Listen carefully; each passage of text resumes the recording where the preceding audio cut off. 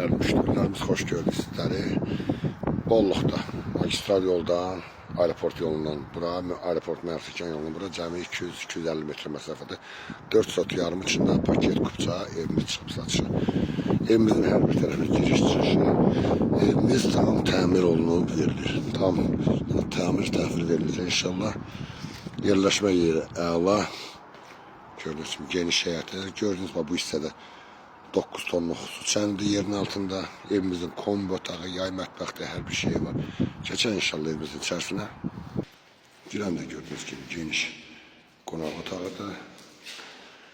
Evimiz tam dediğim gibi tam təmir olub təhvil verilecek inşallah. Pləkanlarına ki hamısı kervan qranit qoyulub verilecek. Burada bir sanitar sanuzerdir. Evimizdə 3 tane sanitar qovşağı var. Sanitar sanuzer qovşağı. Burada geniş mətbəxdir. Mətbəxdən də birbaşa çıxışı var. İnşallah geçen evimizin ikinci mərtəbəsinə. Evimizin ikinci mərtəbəsinin görüntü. Geçen inşallah balkondan içəri.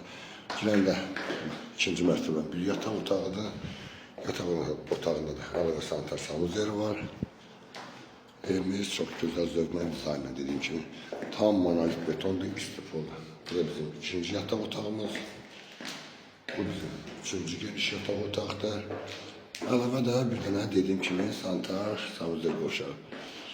Değerli müşterilerimiz, evimiz 295 milyon çıxıb tam təmin olunub, pərdəsinə ki boyun verilecek. Allah ömür versin.